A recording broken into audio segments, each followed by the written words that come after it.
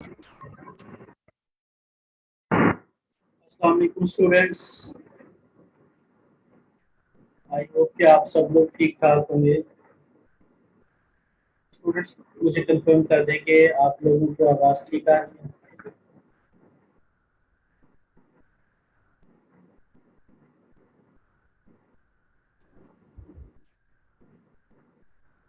जो students live हैं मुझे बता दें कि आवाज़ ठीक आ रही है आप लोगों को। जी यस सर, सर, क्लियर है आवाज़ सही आ आवाज। रही है।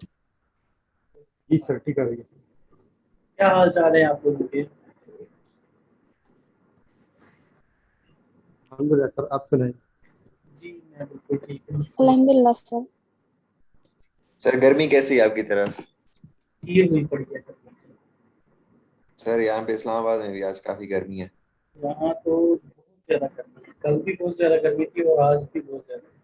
ऊपर से लाइट बहुत बंद करेंगे। सर यहाँ पे लाइट का इशू तो नहीं है, लेकिन सर गर्मी है, कल भी थी आज भी है। अगर लाइट हो फिर तो इतना फील नहीं होता। अच्छा जी। सबसे पहले तो मैंने आप लोगों को एक चीज दिखानी है। स्क्रीन नजर आ रही है आप लोगों को? यस सर, विजिबल है स्क्रीन। ये मेरे पास एक शीट है।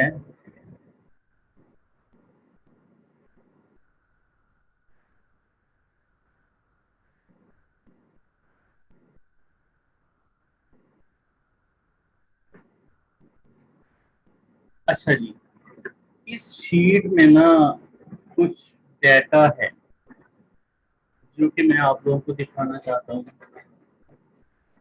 इसमें कितने स्टूडेंट्स हैं जी? 9 स्टूडेंट्स के नेम है। 8 स्टूडेंट्स के नेम्स हैं, जिनमें मोहम्मद अब्बास है, मोहम्मद रिजवान, मोहम्मद इहतिशाम आबिद, हमीदुल्लाह, समरा अरूज, हमीदुल हक, खलीलुर रहमान एंड सैयद खलील शाह। अच्छा, इन स्टूडेंट्स ने जो मुझे डाटा दिया है, अकॉर्डिंग टू दिस डाटा, ये जो है ना वो अर्नर्स हैं हमारे बैच के। इनमें से टॉप ऑफ द लाइन एक स्टूडेंट है जी, जिसका नाम है मोहम्मद रिजवान। मोहम्मद रिजवान साहब की $700 अर्निंग है। और उसके अलावा $220 अर्निंग है हमीदुल्लाह की। देन 375 हमीदुल हक की। और उसके अलावा हमारे पास $378 खलीलुर रहमान की।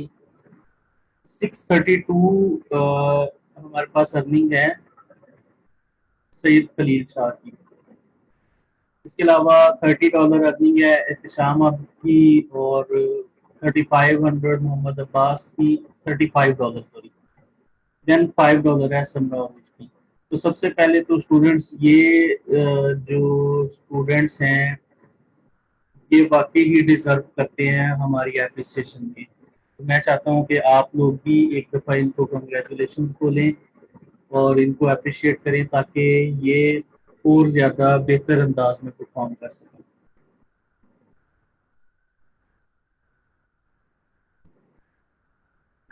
कोई भी नहीं कंग्रेचुलेशन बोलेगा इनको? जी सर बिल्कुल, कॉन्ग्रेचुलेशन के मुस्तहिक हैं सारे। Sir congratulation all of you जिन्होंने अर्निंग की है। एग्जैक्टली। बस आप इसी तरह मेहनत करें, इंशाल्लाह हम भी मेहनत करेंगे और हमारा बैच इंशाल्लाह से ज्यादा कमाएगा डॉलर्स। इंशाल्लाह। अच्छा, मैंने सोचा था थैंक्स ऑल कि ऑफ यू, थैंक्स।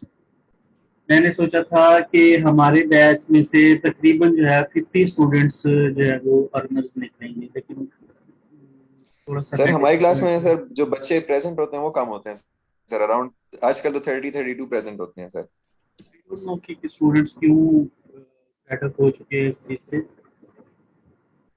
खैर, हम तो अपनी मेहनत कर सकते हैं, सर गाइड बाकी कर सकते क्लासेस हैं। में बच्चे सर बहुत ज्यादा होते हैं प्रेजेंट सर, 80 85 इस तरह, इससे भी ऊपर स्टूडेंट्स प्रेजेंट होते हैं सर। हमारी क्लास में में हम बच्चे कम होते हमारी क्लास के स्टूडेंट्स जो है ना वो लेक्चर बाद में देखते हैं। अगर मैं नंबर ऑफ वीडियोस देखूं कि कितने लोगों ने व्यूज चेक करूं कि कितने लोगों ने व्यू किए वीडियो, तो वो ज़्यादा होते हैं। क्लास में स्टूडेंट्स कम होते हैं, उनकी प्रेजेंट भी कम होती है।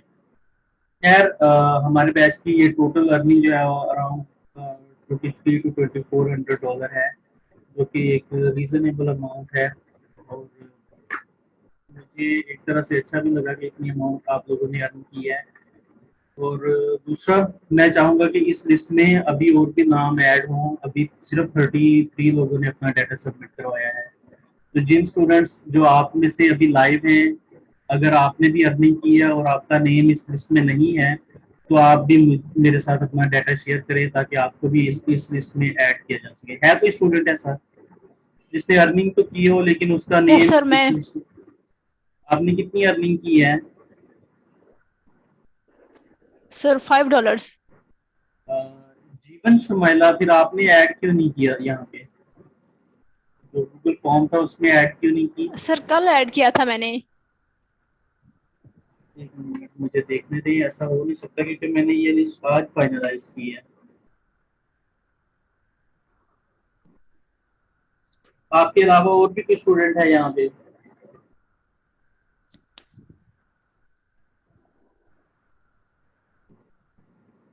मैं रिस्पॉन्सिव देख लेता हूँ उसके।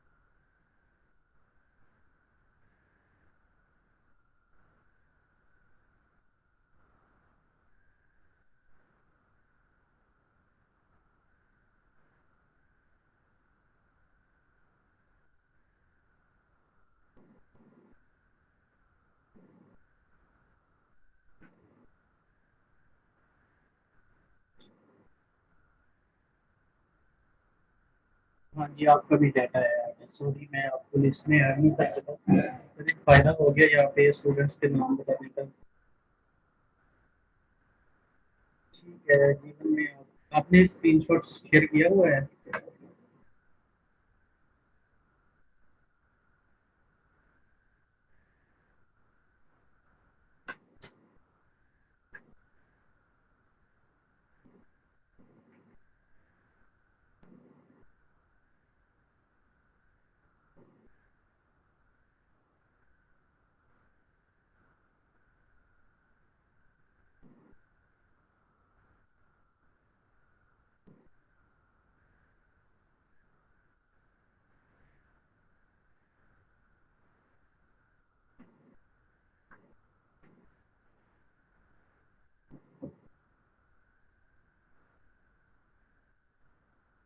आपकी ये अर्निंग $4 नहीं है, $5 की काउंट करेगा क्योंकि ऑर्डर $5 का था।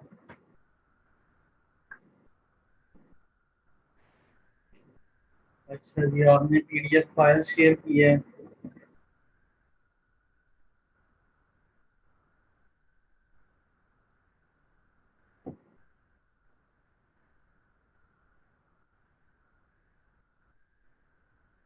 जेपीजी फाइल शेयर कर देती आसानी से बस।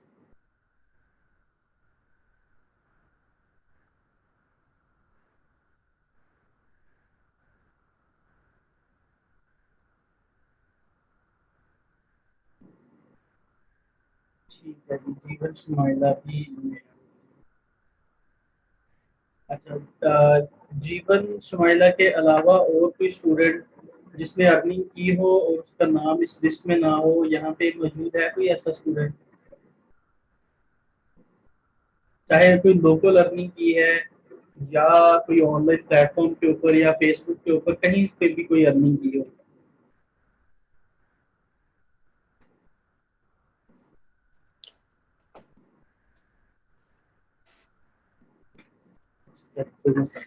करेंगे। मेरी तो यही दुआ है कि अल्लाह ताला आप लोगों को भी जल्दी से जल्दी इस लिस्ट में शामिल करे और आप भी जल्दी से अर्निंग स्टार्ट कर दी। जो हमारे कोर्स का बेसिक मकसद है कि हमने लर्नर्स के साथ साथ अर्नर्स के ऊपर भी फोकस करना। सर आपकी आवाज क्लियर नहीं आ रही है। क्लियर आ रही है? यस सर, क्लियर आपकी नहीं आवाज आ कट रही है। यस सर, बहुत कम आवाज आ रही है। कम आवाज आ रही है। आप बताइए, अब ठीक है या नहीं? जी सर, अब ठीक है। जिस स्टूडेंट्स को इशू आ रहा था अभी बता दें कि अब ठीक है आवाज। यस सर, अभी ठीक है। सर अभी ठीक है, काफी ठीक है। पहले तो ऐसे कट कट के आ रही थी आपकी आवाज, सर बहुत बीच में कम आ फ्लो रही है, जैसा हो मुझे रहा तो था। सही क्लियर नहीं आ रही है आपकी वॉइस। हाँ, आपकी इंटरनेट कनेक्शन वीक होगी। जी जी, हमें तो सही आ रही है। अब ठीक है? इंटरनेट इश्यू हो गई इनकी। जी सर, बिल्कुल ठीक है। ठीक है जी, चले अपना लेक्चर स्टार्ट करते हैं। और आज हमने यस सर, ठीक है। ओके, एसक्यूएल के अंदर ज्वाइनिंग को डिस्कस करना है कि एसक्यूएल के अंदर हम मल्टीपल टेबल्स का डाटा ज्वाइन करके किस तरह से डिस्प्ले करवा सकते हैं। ज्वाइन करने के बाद आप लोगों की एक रिक्वेस्ट ये थी कि एक साइट को ऑनलाइन लाइव करके दिखा दिया जाए, तो आज हम ये काम भी करेंगे। ओके। अच्छा जी, सबसे पहले तो ये तो आपको पता है कि आपने जब अपनी डेटाबेस को एक्सेस करना होता है तो php माई एडमिन ओपन करके लोकल स्लैश php माई एडमिन, यहाँ से आपकी सारी डेटाबेसेस की लिस्ट आ जाती है और जिस डेटाबेस को आपने एक्सेस करना हो उसके नाम के ऊपर क्लिक करें तो सर उसके सारे। वॉइस का इशू अगेन आ रहा है। एक मिनट रुकिए जरा, just give me a minute. Sir आवाज नहीं आ रही है सही। स्टूडेंट्स प्लीज एक मिनट इंतजार करें। Okay sir.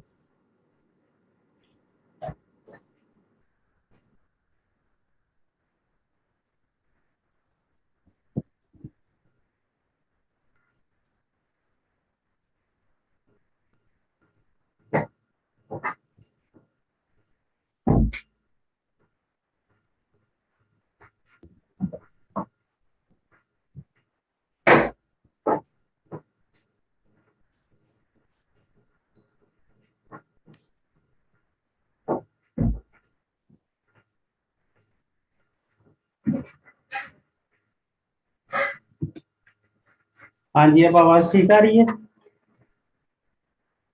Yes sir. Sir, much better. Okay, मेरे ख्याल में फैन का शोर था, इस वजह से आप लोगों को आवाज नहीं आ रही थी।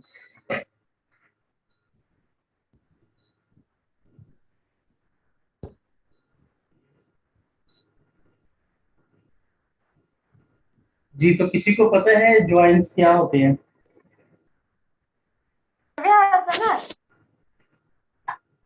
सर कंकैटिनेशन को कहते हैं।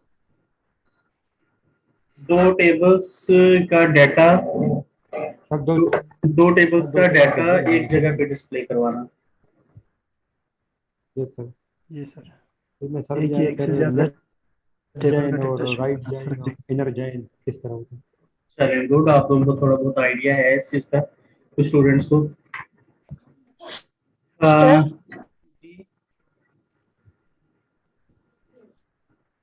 sir, may I tell? जी क्या कह रही हैं? सर मैं आ रही हूँ कि जॉइंट्स जो है ना वो जैसे फॉर एग्जांपल हमारे पास दो टेबल्स हैं। एक है स्टूडेंट और दूसरी है फॉर एग्जांपल टीचर। तो स्टूडेंट और टीचर, जो टीचर है वो स्टूडेंट को मतलब पढ़ाता है, तो उस हिसाब से मतलब टीचर स्टूडेंट को मैनेज करता होगा, जो कोर्सेज होंगे उस हिसाब से टेबल्स मैनेज होंगी। तो जॉइंट्स इसीलिए लगते हैं कि हमें दो टेबल्स में से सेम डेटा चाहिए होता है, तो जॉइंट्स यूज करते हैं। Exactly, very well explained. आपने बिल्कुल सही बताया है। चलिए आगे थैंक यू सर। लेक्चर को कंटिन्यू करते हैं। SQL joins are used to combine rows from two और मोर टेबल्स। दो या दो से ज्यादा टेबल्स की रोज को आपस में कंबाइन करने को एसक्यूएल जॉइंस कहते हैं। In SQL join clause is used to combine rows from two or more tables based on a common field between them। अगर दोनों के अंदर कॉमन फील्ड हो तो उसकी बेस पे हम लोग ज्वाइन लगाते हैं और इसको ज्वाइन क्लॉज कहा जाता है। ज्वाइन क्लॉज के थ्रू हम लोग ज्वाइनिंग करते हैं। The most common type of join is SQL inner join. Inner join means simple join. आगे चलकर मैं आपको ये भी बता देता हूँ कि ज्वाइनिंग की कौन कौन सी टाइप्स हैं। An SQL inner join returns all rows from multiple tables where the join condition is met. के दोनों टेबल्स की सारी रोज को ये डिस्प्ले करवा देगा। टेबल 1 को भी डिस्प्ले करवा देगा, टेबल 2 की रोज को भी डिस्प्ले करवा देगा, जहां पे हमारी कंडीशन ट्रू होगी। लेट्स सपोज हमारे पास एक टेबल है जिसके अंदर ऑर्डर्स का डेटा सेव है और दूसरा टेबल है जिसके अंदर कस्टमर्स का डेटा सेव है। लेट्स सपोज ऑर्डर्स के अंदर order ID, customer ID and order date save है और कस्टमर आईडी के कस्टमर्स के टेबल के अंदर customer ID, customer name, contact name and country, ये वाला डेटा सेव है। अब इन दोनों कॉलम्स के दरमियान दोनों कॉलम्स के अंदर एक जो कॉलम है वो दोनों में मौजूद है, कॉमन है दोनों में। कौन सा? Customer ID. कस्टमर आईडी इसमें भी है और कस्टमर आईडी इसमें भी है। लेट्स सपोज हम एक क्यूरी चलाते हैं, select orders dot order ID. Orders के टेबल में से ऑर्डर आईडी उठानी है। Customers dot customer name, customers के टेबल में से कस्टमर नेम उठाना है। Orders dot order date, order के टेबल में से ऑर्डर डेट उठानी है। अच्छा जी,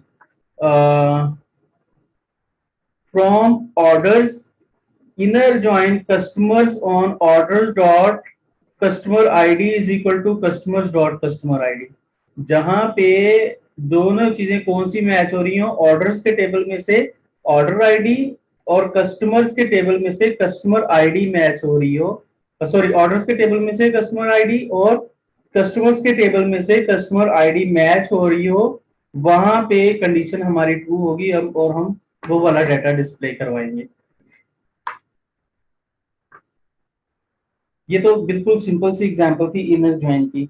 आगे अगर मैं आप लोगों को बताऊं कि एसक्यूएल की डिफरेंट ज्वाइनिंग की टाइप्स होती हैं, जिनमें सबसे पहले है inner join. Inner join returns all rows when there is at least one match in both tables. कि जब दोनों टेबल्स में कम से कम एक मैच होगा तो दोनों टेबल्स का पूरा डाटा हमें रिट्रीव करके दे दिया जाएगा। लेफ्ट ज्वाइन क्या करेगा? Return all rows from the left table and the matched rows from the right table। कि अगर हमारी कंडीशन ये है कि हमने लेफ्ट टेबल का सारा डाटा शो करवाना है और राइट टेबल में से सिर्फ वही वाला डाटा शो करवाना है जो कि कंडीशन को मैच कर रहा है, तो उसके लिए हम लोग लेफ्ट ज्वाइन यूज करेंगे। Right join, return all rows from the right table and the matched rows from the left table. उसका बिल्कुल उलट हो जाएगा कि राइट टेबल से सारा डाटा डिस्प्ले करवाएगा और लेफ्ट टेबल से हमारे पास सिर्फ वही डाटा आएगा जो कि मैच होगा दोनों में। आगे full join, returns all rows when there is a match in one of the tables. के दोनों टेबल्स के दरमियान में अगर मैच होगा तो वो सारी रोज हमें डिस्प्ले करवा दी जाएगी। अच्छा जी, अगर मैं एग्जांपल के साथ समझाऊं आपको तो यहाँ पे टेबल 1 और टेबल 2 के सर्कल्स भी मौजूद हैं। Inner join keyword selects all rows from both tables as long as there is a match. Inner join is the same as join in both tables. कि अब ये देखें, जो डाटा लेफ्ट टेबल में और जो डाटा राइट टेबल में मौजूद है, ये ग्रीन वाला डाटा हमें शो करवा दिया जाएगा। ठीक है, जो मैच हो रहा है, जो इस टेबल में मैच हो रहा है, जो इस टेबल में मैच हो रहा है, वो सारा डाटा हमें डिस्प्ले करवा दिया जाएगा। इसकी क्यूरी है सिलेक्ट कॉलम नेम, एक या एक से ज्यादा column name from table 1 inner join table 2 on table 1 dot column name is equal to table 2 dot column name. कि जो टेबल 1 में कॉलम नेम है वो टेबल 2 में भी कॉलम नेम मौजूद होना चाहिए। जिस तरह हम लोगों ने कस्टमर आईडी को टेबल 1 में भी मैच किया था और टेबल 2 में भी उसके साथ मैच किया था, दोनों में मौजूद था, तो वो वाला डाटा हमें शो हो रहा था। और select column name from table 1 join table 2 on table 1 dot column name is equal to table 2 dot column name. आगे है SQL left join keyword. The left join keyword returns all rows from the left table with the matching rows on the right table. ये left table पूरे का पूरा green है और right table में से सिर्फ जो मैचिंग रोज हैं वो ग्रीन है मेरे पास, बाकी सारा डाटा ग्रीन नहीं है। तो इसका मतलब ये है कि लेफ्ट टेबल का सारा डाटा आएगा और राइट टेबल का जो मैचिंग डाटा है सिर्फ वो हमारे सामने आएगा।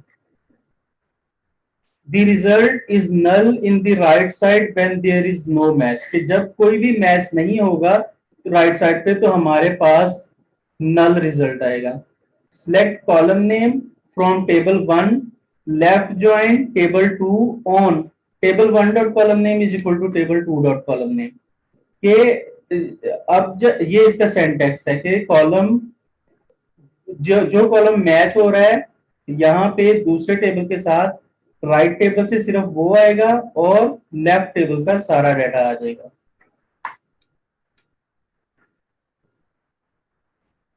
For example, select customers dot customer name, orders dot order ID from customers, left join orders on customers dot customer ID is equal to orders dot order ID, order by customers dot customer name। कि ये order by का keyword किस लिए होता है, हमारी sorting के लिए होता है। बाकी यहाँ तक हमारी ऊपर वाली ज्वाइनिंग की क्यूरी है। उसके अलावा हमारे पास राइट ज्वाइन में आप डायग्राम में देख रहे हैं कि राइट साइड वाला टेबल सारा ग्रीन है और लेफ्ट साइड वाला टेबल सिर्फ उतना ग्रीन है जितना हमारा मैचिंग कंटेंट है। The right join keyword returns all rows from the right table with the matching rows in the left table. The result is null in the left अगर हमारे पास कोई भी मैच मौजूद ना हो। इसकी जो क्यूरी है हमारे पास वो इस तरह से है, select column name from table 1, right join table 2 on table 1 dot column name is equal to table 2 dot column name।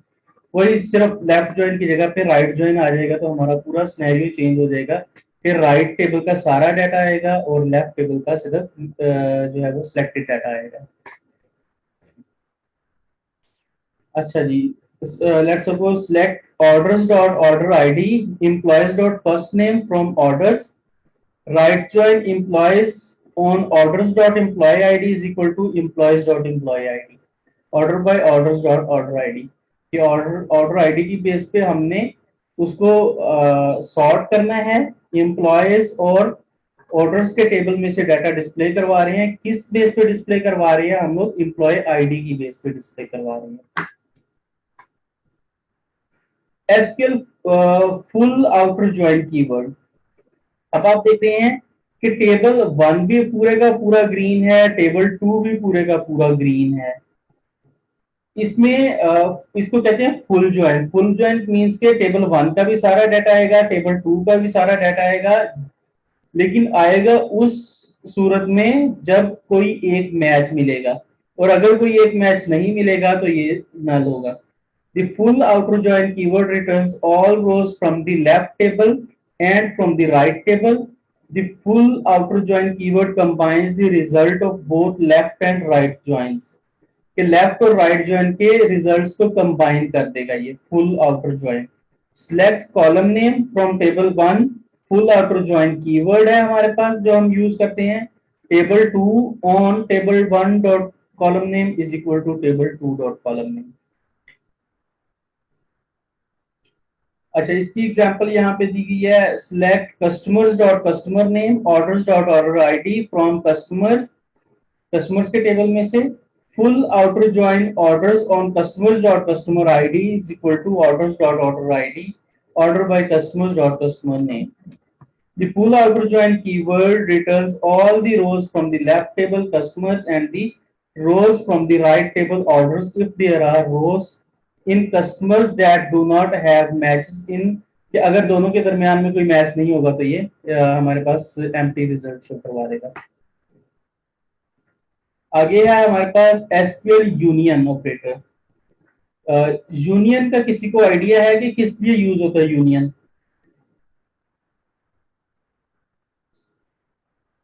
Basic mathematics में यूनियन किस लिए यूज होता है? फाइंड करने के लिए सर। सर दो सेट्स होंगे ना, अगर एक 0 से लेके 5 तक है और एक जो है दोनों 1 से लेके सेट 10 सारे तक, तो यूनिट फिर जो यूनियन बनेगा तो वो 0 से लेके 10 तक ही चलेगा। एग्जैक्टली दोनों को कंबाइन करके डाटा लेना पड़ता है। The SQL union operator combines the result of two or more select statements के दो या दो से ज्यादा अगर select statements हैं तो उनके result को combine करने के बाद हमें उसकी output दी जाती है अगर हम union operator use कर रहे हो। Notice that each select statement within the union must have the same number of columns के दोनों के दरमियान में सेम नंबर ऑफ कॉलम्स होने चाहिए। The column must have similar data types कि उनकी डाटा टाइप्स भी सिमिलर होनी चाहिए। Also the columns in each select statement must be in the same order के ऑर्डर भी उनका सेम होना चाहिए। डाटा टाइप सेम होगी, नंबर ऑफ कॉलम सेम होंगे और उनके ऑर्डर भी सेम होंगे। जैसे यहाँ पे एग्जांपल दी गई है, सिलेक्ट कॉलम नेम या एक से ज्यादा column name from table 1 union select column name from table 2। इस तरह हम लोग यूनियन लगा के आगे दो या तीन एसक्यूएल की स्टेटमेंट्स को कंबाइन कर सकते हैं। The union operator selects only distinct values by default.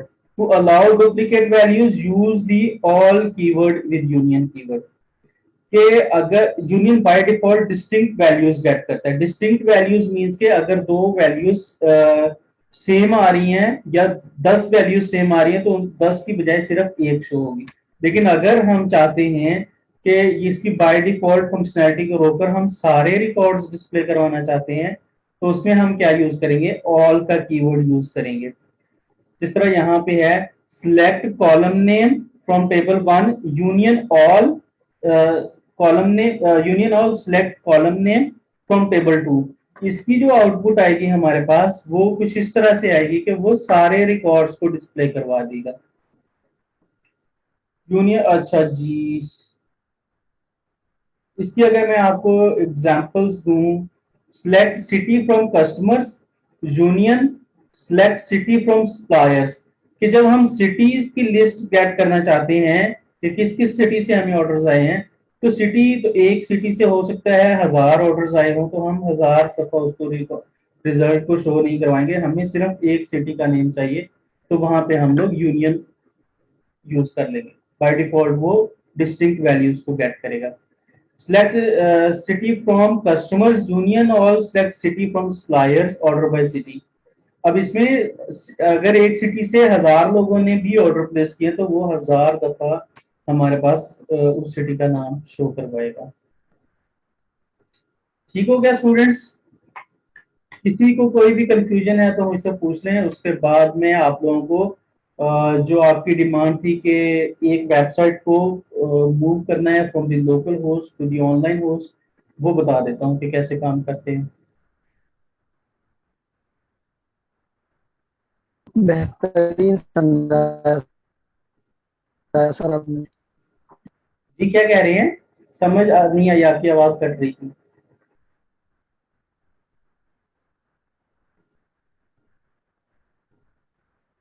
Hello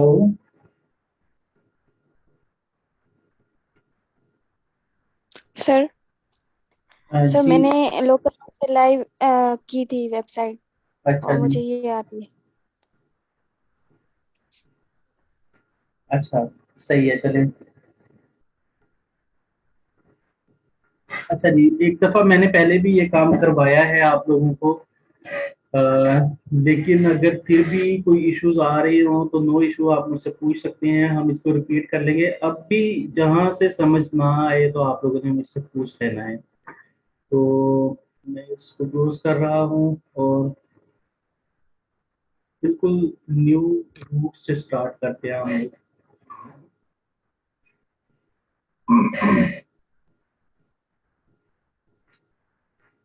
अच्छा जी,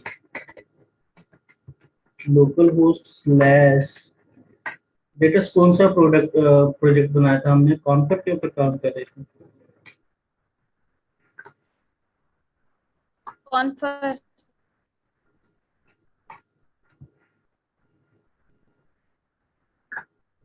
अभी मैंने अपना जैम्प ऑन नहीं किया था इसलिए ये एरर आ रहा है।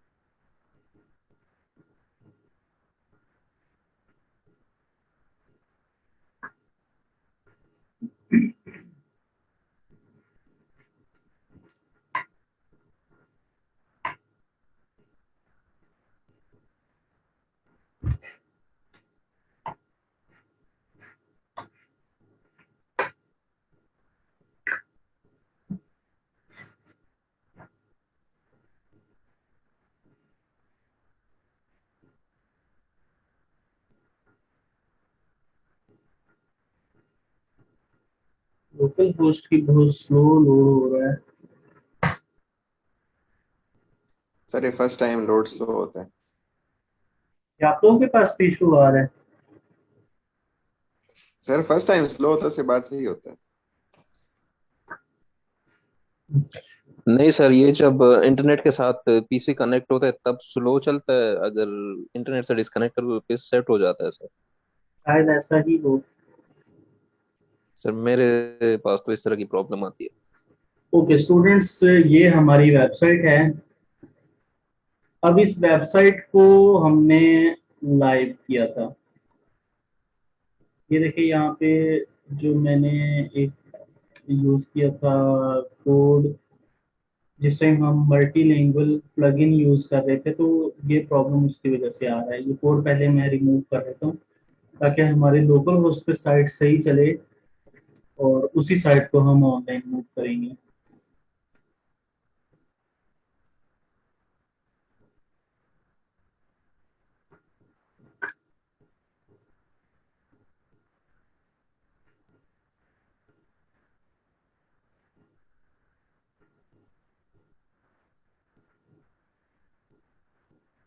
मैं फाइल्स ओपन कर रहा हूँ।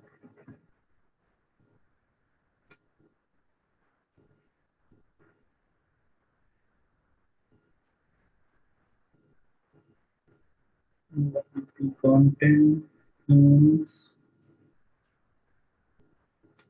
content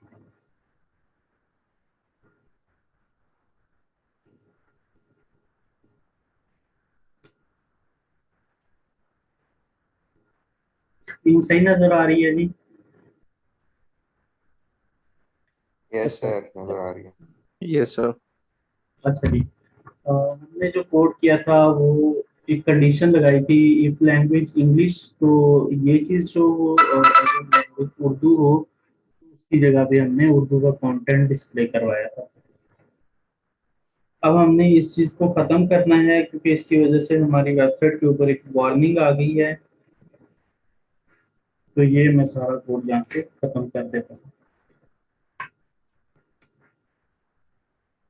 प्लगइन को मैंने डीएक्टिवेट किया हुआ है, इस वजह से वार्निंग आई है। अगर प्लगइन एक्टिवेट होता तो ये इशू नहीं आता था। अच्छा, अब हमारी साइट बिल्कुल सही चल रही है, इस पे कोई इशू नहीं आ रहा।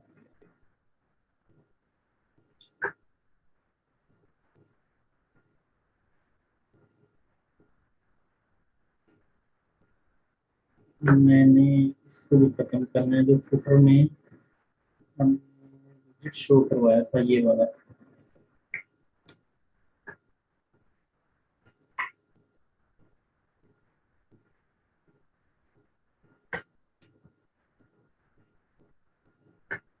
ओके जी, अब मेरी साइट बिल्कुल ठीक चल रही है। इसी वेबसाइट को अगर मैंने ऑनलाइन लेकर जाना हो तो सबसे पहले तो मुझे होस्टिंग की डिटेल्स चाहिए। होस्टिंग की डिटेल्स से पहले भी मुझे अपनी वेबसाइट के ऊपर दो चीजें चाहिए होती हैं। क्योंकि ये डायनामिक साइट है तो डायनामिक साइट में मुझे एक तो इसकी फाइल्स चाहिए होती हैं। इन फाइल्स को मैं ऑनलाइन लेकर जाऊंगा, जो WP admin, WP content, WP includes, ये सारी फाइल्स। और दूसरे नंबर पे मुझे क्या चीज चाहिए, क्या चीज चाहिए स्टूडेंट्स? सर index.php या index.html वाली फाइल। PHP माई एडमिन में जाकर इसकी डेटाबेस चाहिए। ये दोनों चीजें मेरे पास जब ऑलरेडी प्रिपेयर्ड होंगी तो मैं इस साइट को ऑनलाइन लेकर जाऊंगा। तो हम फाइल्स को तो यहीं से कॉपी कर लेंगे। मैं इन फाइल्स को यहाँ से ऐसे ही सिलेक्ट ऑल करके इनको जिप फाइल बना लेता हूँ, क्योंकि जब मैं अपने सर्वर पे होस्टिंग के ऊपर अपलोड करूंगा तो जिप फाइल आसानी से अपलोड हो जाएगी। अब मैंने सारी फाइल्स की एक जिप फाइल बना ली है। ये जिप फाइल कन्वर्जन हो जाए और उतनी देर में हम अपनी डेटाबेस को भी डाउनलोड कर लेते हैं।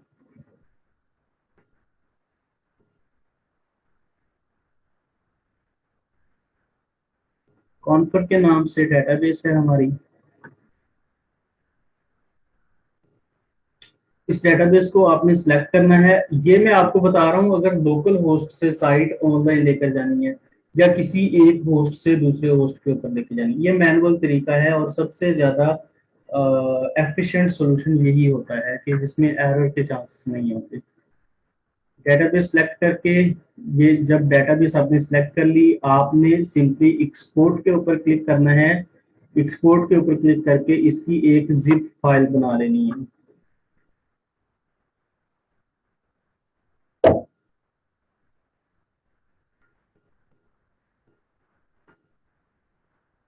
यहाँ से SQL go.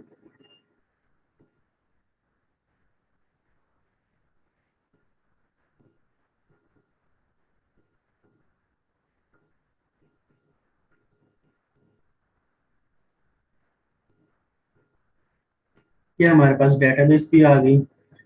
Show in folder, यहाँ से मैं इसको कट करता हूँ डेटाबेस को और इसको मैं अपने उसी फोल्डर में रख देता हूँ जहाँ पे मैंने जिप फाइल बनाई है। ये मेरी डेटाबेस भी आ गई और ये फाइल्स अभी कंप्रेस हो रही। अब लोकल होस्ट पे मेरा अभी तक का काम जो है वो खत्म हो गया। मैं इसको बंद कर दूंगा, लोकल होस्ट की साइट अभी यहाँ पे ओपन ही रहेगी। अब दूसरा काम है, मुझे ऑनलाइन लेकर जाना है, तो ऑनलाइन होस्टिंग की डिटेल्स आपको क्लाइंट प्रोवाइड करेगा, या आप अगर अपनी होस्टिंग परचेज कर रहे हैं तो होस्टिंग में cPanel वगैरह में लॉगिन होने के लिए आपको यूजर नेम और पासवर्ड पता होगा। उस यूजर नेम और पासवर्ड को यूज करते हुए आप उसमें लॉगिन हो जाएंगे। मैं मोस्टली यूज करता हूँ नेमचीफ की होस्टिंग को। इसी में लॉगिन करके आपको इसके ऊपर एक साइट बनाकर दिखा देता हूँ।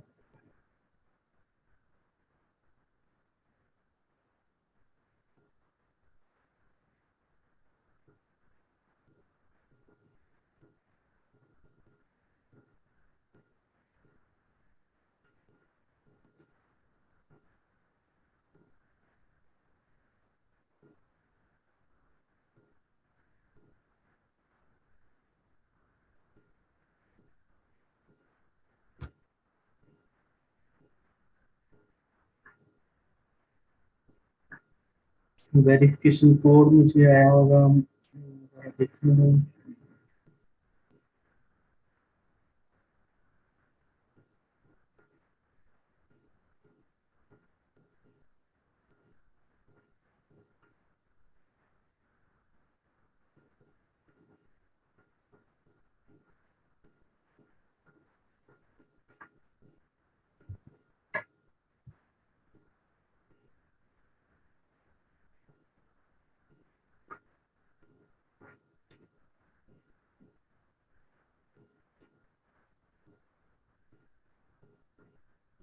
अच्छा, हमने काफी बड़े बड़े प्लगइन रखे हुए हैं ना इसमें, इस वजह से इतनी देर लगा रहा है।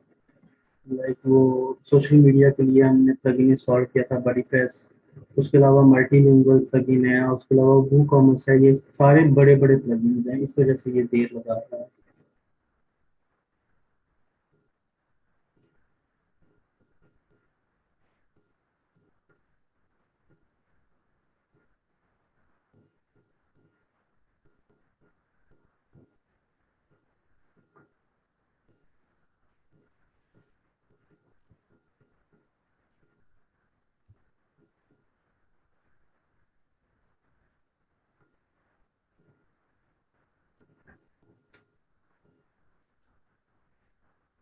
सर आपकी पीसी स्लो या हमारी इंटरनेट कनेक्शन नीचे।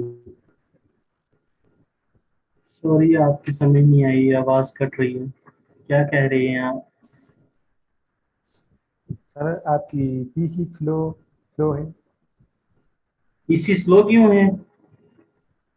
Yes sir. पता नहीं, मुझे तो नहीं पता, मुझे फील भी नहीं हो रहा कि स्लो है। सर फिर हमारी इंटरनेट कनेक्शन वीक हो। सर वो ये पूछ रहा है कि आपका पीसी स्लो है फास्ट है, वो उसका पूछ रहा है पीसी का। पीसी तो मेरा फास्ट है, इसमें कोई मसला नहीं। मैं लेटेस्ट यूज कर रहा हूँ, HP का प्रोबुक का लेटेस्ट मॉडल है। अच्छा जी, हाँ इंटरनेट थोड़ा स्लो है।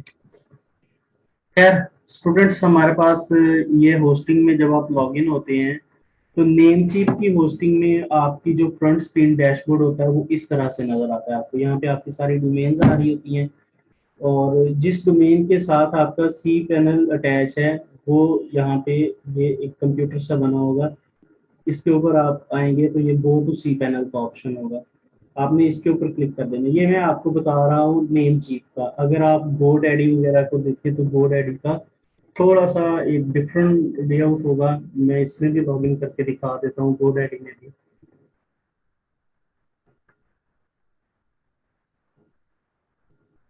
अब मैंने इसमें सी पैनल पे क्लिक किया है तो सी पैनल ओपन होगा अभी इसका। थोड़ी देर में मैं आपको GoDaddy भी ओपन करके दिखा दूँ ताकि आपको अगर GoDaddy कोई ऐसा क्लाइंट आता है जिसकी होस्टिंग GoDaddy के ऊपर है तो उसमें भी आपको ये चीजें वाज़ेह होगी। Sign in.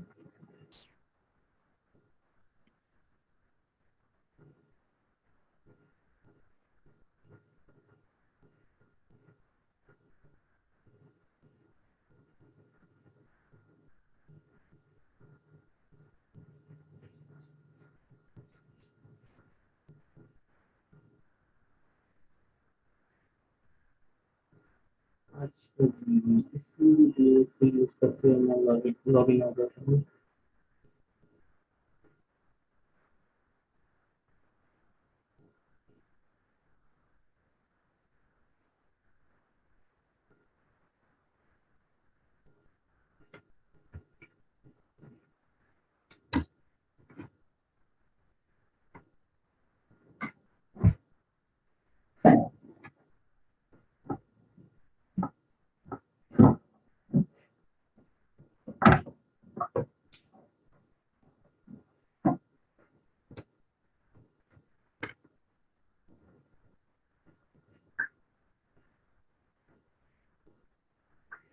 अच्छा, इसमें नेम चीफ में तो मेरा सी पैनल ओपन हो चुका है, तो अभी ये लोडिंग प्रोसेस में है।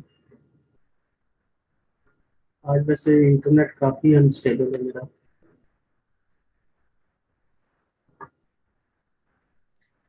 सर फिर हम प्रैक्टिस कैसे करेंगे ऑनलाइन करना हुआ तो? उसके लिए मैंने आपको बताया है आप W000 वेब होस्ट यूज करें प्रैक्टिस के लिए। 000 वेब होस्ट वो फ्री में होस्टिंग प्रोवाइड करता है आपको, लेकिन वो होती बहुत ज़्यादा लिमिटेड है।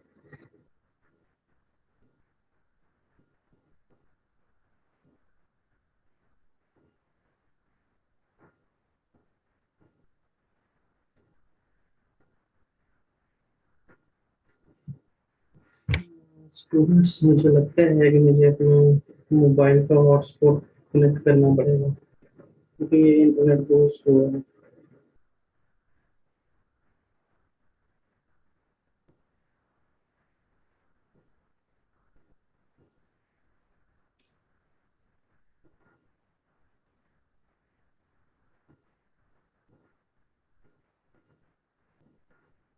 सर अगर आपके पास 4G है तो उसके साथ कनेक्ट कर दें। जी जी, 4G के साथ ही कर रहा हूँ। अब मैंने कर तो लिया है 4G के साथ।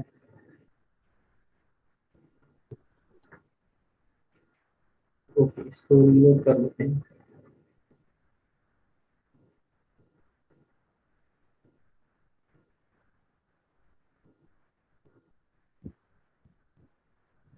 ठीक है जी। जब आप GoDaddy में लॉगिन होते हैं तो आपके सामने कुछ इस तरह से स्क्रीन नज़र आती है जिसमें आपकी सारी साइट्स यहाँ पे जो लिस्टेड हैं वो नज़र आ रही होती हैं।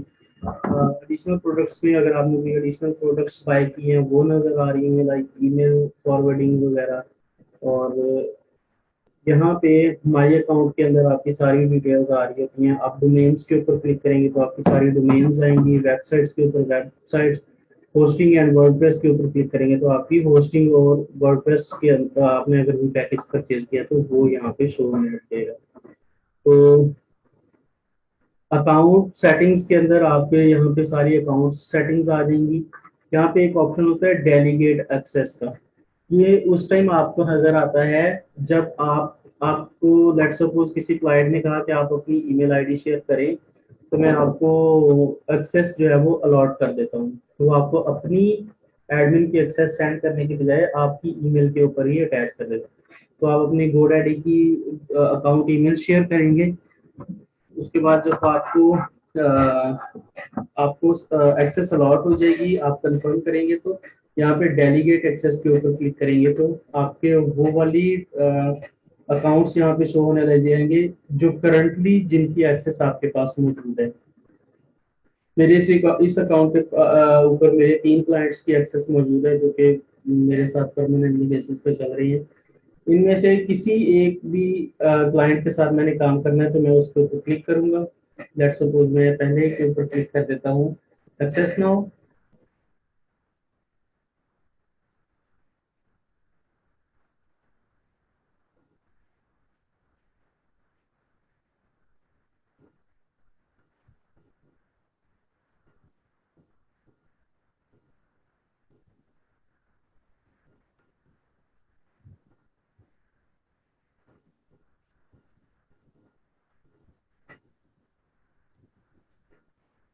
ये अगर आपको सेशन एक्सपायर का मैसेज है तो उसको इग्नोर कर दें, ओके कर दें। खैर जो मैंने क्लाइंट की साइट ओपन करनी थी वो यहाँ पे ओपन हो चुकी है।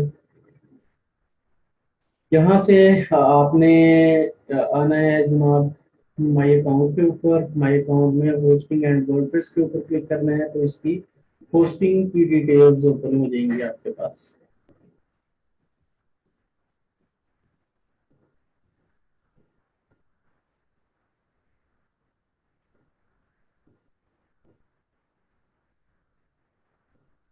ये मैनेज्ड वर्डप्रेस यूज कर रहा है, होस्टिंग का प्लान है जो GoDaddy का मैनेज्ड वर्डप्रेस उसको यूज किया जा रहा है इसमें।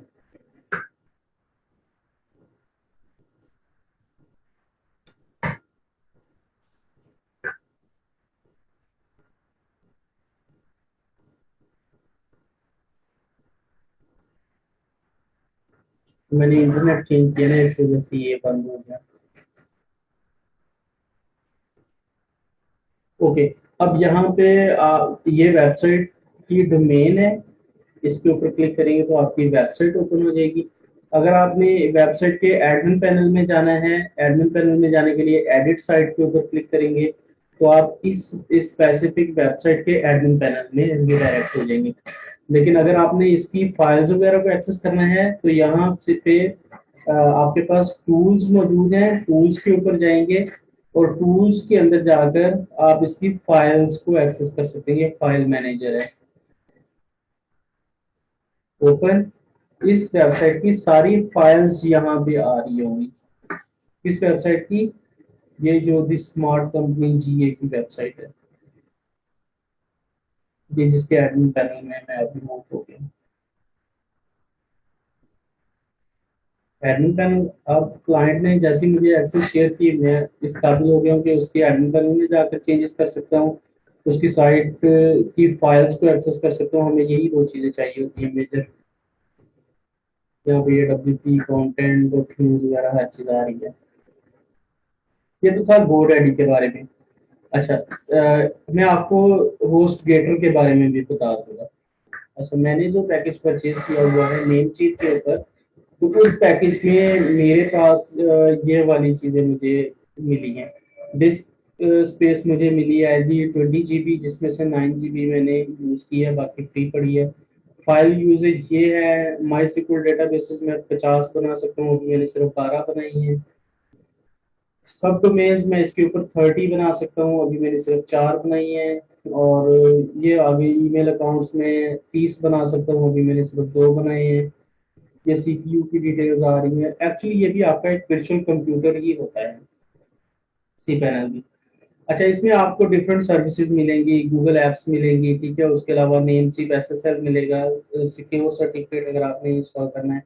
ये ऐप इंस्टॉलर है, इसको यूज करते हुए आप एप्लीकेशन इंस्टॉल कर सकते हैं। हमारा जो मेजर काम है इस साइट को ऑनलाइन लेकर जाना। अब मेरी जो मेन साइट है वो कौन सी है, flashbulb.com। ये मेरी पर्सनल साइट है जिस जो कि फिलहाल रनिंग में है, मैं इसको डिस्टर्ब नहीं करना चाहता। तो मैं आपको एक सब सब डोमेन के ऊपर साइट बनाकर दिखा देता हूँ। सब डोमेन के ऊपर बनाने का फायदा ये होगा कि सब डोमेन के ऊपर साइट बनाने का फायदा ये होगा कि मेरी मेन डोमेन जो है वो खराब नहीं होगी, उसके ऊपर कोई डाटा जो है वो डिस्टर्ब नहीं होगा, और मैं आपको सब डोमेन के ऊपर प्रैक्टिकल करके दिखा दूंगा। आप आपके होस्टिंग पैकेज में डिफरेंट ऑप्शंस मौजूद होते हैं कि आपको कितनी सब डोमेन्स अलॉट हैं। अब इसमें कितनी सब डोमेन्स 30 अलॉट है और मैंने सिर्फ 4 बनाई हैं। अगर आप डोमेन्स के ऊपर आएंगे तो डोमेन्स में आपकी सारी डोमेन्स की डिटेल्स आ जाएंगी। ये प्लस के ऊपर क्लिक करें तो आपको सारी सर्विसेज आ जाएंगी।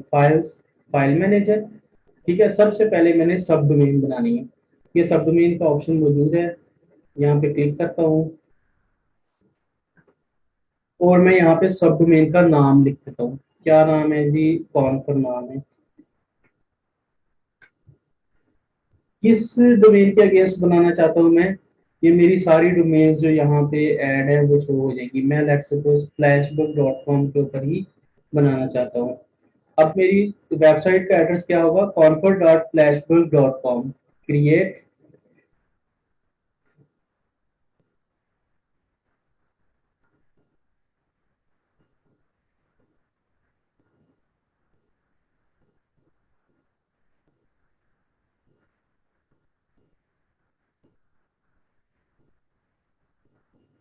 ये मेरी सब डोमेन बन गई है। इसको मैं कॉपी कर देता हूँ और यहाँ देखिए न्यू फाइल में इस तरह से सेव कर लेता हूँ। अच्छा, अब गो बैक जाऊंगा। गो बैक चले जाएं या सी पैनल के ऊपर क्लिक कर लें। अब मैं अगर आकर अपने फाइल मैनेजर में देखूंगा तो फाइल मैनेजर में मुझे यहाँ पे अच्छा, फाइल मैनेजर ऐसा टूल्स होता है जिसके थ्रू मैं अपनी पूरी साइट्स की फाइल्स को मैनेज कर सकता हूँ। ये साइट, इसकी फाइल्स इसमें पड़ी हैं, इस वेबसाइट की फाइल्स इस फोल्डर में पड़ी हैं, इस वेबसाइट की फाइल्स इस फोल्डर में पड़ी हैं, ठीक है। पब्लिक अंडरस्कोर HTML के अंदर मेरी मेन डोमेन की फाइल्स पड़ी होती हैं। तो आपका मोस्टली काम पब्लिक अंडरस्कोर HTML के अंदर ही होगा। आपने इस फोल्डर के अंदर अपनी फाइल्स अपलोड करवानी है, क्योंकि मेरी इस फोल्डर के अंदर मेन फाइल पड़ी है flashbook.com, मैं उसको डिस्टर्ब नहीं करना चाहता, इसलिए मैंने सब डोमेन बना ली। अच्छा,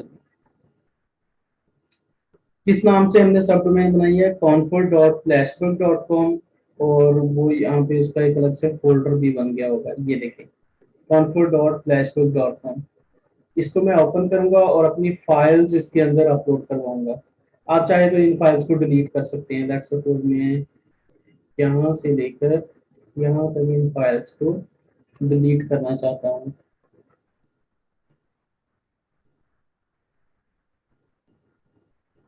फोल्डर को भी डिलीट कर दे तो कोई मसला नहीं होगा।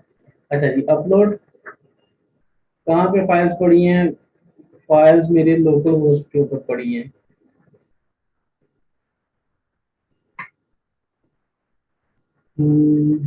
सी XAMPP htdocs कॉन्फर, इसके अंदर जिप फाइल पड़ी है ये। अच्छा, ये फाइल्स जितनी देर में अपलोड हो रही हैं हम कोई और काम कर लेते हैं। अब हमने डेटाबेस भी तो अपलोड करनी है, जाहिर बात है डेटाबेस भी तो हमारे लोकल होस्ट के ऊपर पड़ी थी। तो यहाँ से आकर डेटाबेसेस का अलग से सेक्शन बना हुआ है। आप PHP माई एडमिन में जाना चाहते हैं तो यहाँ से जा सकते हैं, लेकिन क्योंकि लोकल होस्ट के ऊपर भी हमें डेटाबेस बनानी पड़ती है तो ऑनलाइन होस्ट के ऊपर भी हम इसकी अलग से डेटाबेस बनाएंगे। आप चाहे तो MySQL डेटाबेसेस को ओपन करके डेटाबेस बना लें, चाहे तो ये MySQL डेटाबेस विजार्ड के ऊपर क्लिक करें। यहाँ पे बनाएंगे तो आपको पहले डेटाबेस बनानी पड़ेगी, फिर यूजर नेम बनाना पड़ेगा, फिर उसको लॉग करना पड़ेगा। इसको क्लिक करेंगे तो नेक्स्ट स्टेप आते जाएंगे। तो मैं मोस्टली यही यूज करता हूँ। डेटाबेस नेम लेट्स सपोज मैं कॉन्फर रख देता हूँ।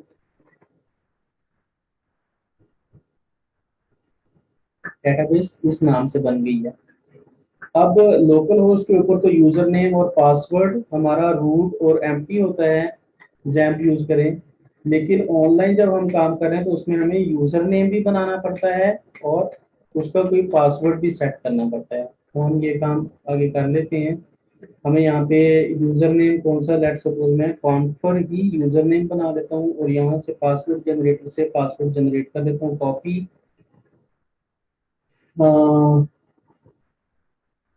इसको मैं अब यहाँ से यूज कर लूंगा।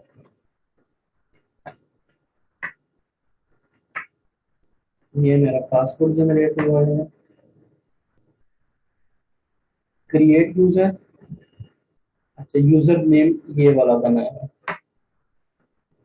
अब सारी डिटेल्स मेरे पास आ गई हैं, डेटाबेस नेम, यूजर, उसका पासवर्ड, और ये जो स्क्रीन है इसमें ऑल प्रिविलेजेस मैंने इस यूजर को अलॉट करनी है। ठीक है जी, ऑल प्रिविलेजेस के साथ मैंने एक यूजर नेम और डेटाबेस बना दिया। दोबारा से सी पैनल पे आऊंगा और सी पैनल में आने के बाद मैं अब PHP माई एडमिन में जाऊंगा क्योंकि डेटाबेस मैंने अपलोड करनी है।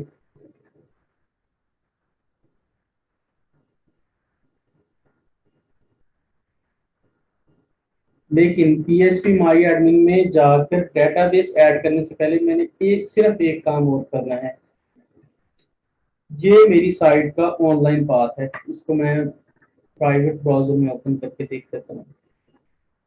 ये वाली साइट जो है ये अब मैं बनाने जा रहा हूँ। इसका URL मैंने कॉपी करना है और अपनी डेटाबेस में इस URL के साथ रिप्लेस करना है जो मैं लोकल होस्ट के लिए यूज कर रहा था। जारी बात है, अब मैं जो करंटली URL यूज कर रहा हूँ वो URL तो ये है http:/localhost/confer और ये चीज। हालांकि मुझे ये चीज तो नहीं चाहिए, मुझे तो इसकी जगह पे कोई और डाटा दूसरा पाथ चाहिए जो लाइव साइट का है मेरा, ये वाला। तो मैं अब रिप्लेस करूंगा, Ctrl+Shift+F। रिप्लेस करना है कहाँ पे, सिर्फ इसी फाइल में, करंट फाइल में। किसको रिप्लेस करना है, पहले किस चीज के साथ रिप्लेस करना है, इस चीज के साथ। इसको, ये जो URL आ रहा है मेरा लोकल साइट का, ये वाला, Ctrl+C। मैं अब यहाँ पे क्यूरी क्या चला रहा हूँ कि मेरी डेटाबेस में जहां जहां localhost/confer आ रहा है वहां वहां पे ऑनलाइन पाथ आ जाए confer.flashbook.com, जो मेरी ऑनलाइन साइट का पाथ है। रिप्लेस 92 ओकेशंस है, ठीक है। अब मैंने इस डेटाबेस को अपलोड करना है लाइव डेटाबेस में। ठीक है जी, यहाँ पे कौन सी साइट बनी है, कौन सी डेटाबेस बनी है मेरी, ये वाली खाली डेटाबेस है। इसमें जाकर इंपोर्ट करूंगा,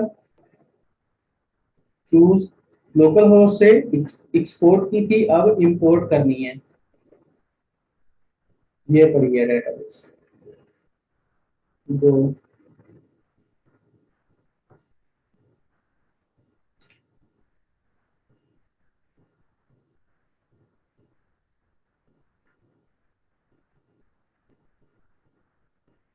ठीक है जी, सक्सेसफुली इस डेटाबेस में सारे टेबल्स आ गए होंगे।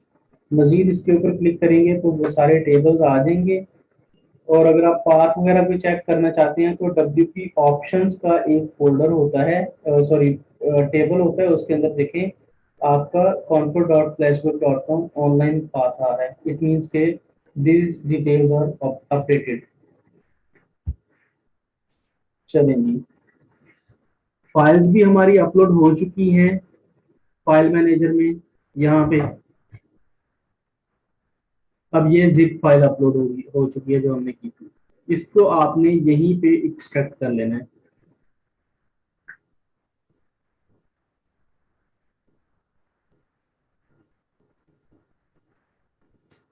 ठीक है जी, ये यहाँ पे सारी फाइल्स आ गई हैं। अब मेरी साइट चलनी चाहिए, जो ये वाली साइट थी,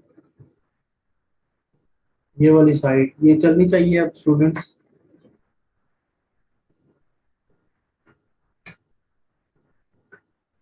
लेकिन अब इसमें error establishing a database connection, जब आपके पास ये वाला एरर आए तो इट मींस के आपकी WP config.php के अंदर डिटेल्स सही नहीं है।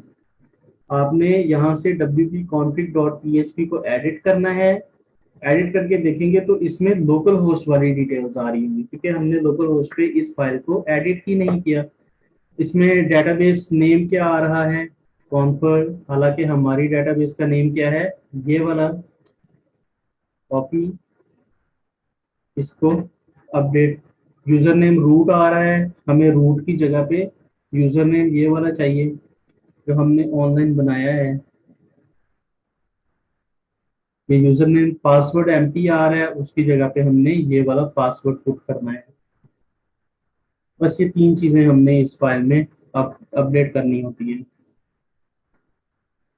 सेव चेंजेस, अब मेरी वेबसाइट बिल्कुल ठीक चलनी चाहिए।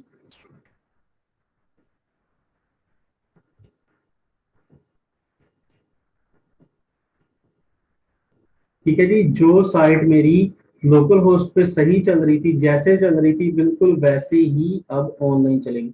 अब मैं आप लोगों से कहता हूं कि आप लोग इसको ओपन करके देखें, comfort.flashburg.com।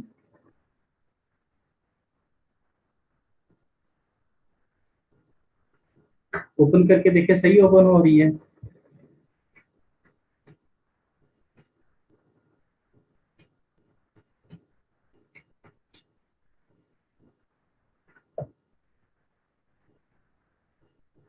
सब लोगों को ये साइट नजर आ रही है? यस सर, विजिबल है, देख लिया। ठीक है, इट मीन्स कि हमारी साइट बिल्कुल सही तरह से कन्वर्ट हो चुकी है। अब जो जो चीजें डायनेमिक हमने की थी लोकल होस्ट पे, वो बिल्कुल वैसे ही ऑनलाइन होस्ट के ऊपर आ गई। अगर आपने इसके एडमिन पैनल में जाना हो तो वही डिटेल्स हैं यस सर, ठीक है। जो हम लोकल होस्ट पे यूज कर रहे थे। क्या डिटेल्स हैं जी? हाँ जी sir. Confirm, sir user name password दोनों कॉन्फर्म है। ठीक है, अब हम इसके लॉग इन हो चुके हैं एडमिन पैनल में। तो इस तरह से आप किसी भी साइट को मूव कर सकते हैं from one server to another server. अगर आपने लोकल होस्ट पे कोई साइट बनाई है तो उसको ऑनलाइन कैसे शिफ्ट करना है वो भी इस लेक्चर में हमने कवर कर दिया है। अच्छा, एक और चीज, यहाँ तक किसी का कोई क्वेश्चन है तो पूछ लें। सर ये इसके साथ नॉट सिक्योर क्यों आ रहे हैं सर? क्योंकि इसके ऊपर SSL सर्टिफिकेट इंस्टॉल नहीं है। अभी ये आपकी साइट जो है वो इस तरह से आ रही है, कॉपी करेंगे ना, न्यू इसमें ओपन करेंगे तो आपको ये HTTP के साथ ओपन हुई नजर आ रही है। जब ये HTTPS के साथ ओपन होगी ना तो अब ये सिक्योर होगी। तो अभी फिलहाल इसके ऊपर SSL सर्टिफिकेट इंस्टॉल नहीं है। आपने यहाँ से इंस्टॉल करना चाहें तो कर सकते हैं, Ctrl+F, SSL, नेमचीप SSL, ये पेड होता है। मैंने अभी बाय नहीं किया इसको। साइन इन करें और इसको पे करें, इसकी फीस पे करें और आप इंस्टॉल कर लें, आपकी साइट सिक्योर हो जाएगी।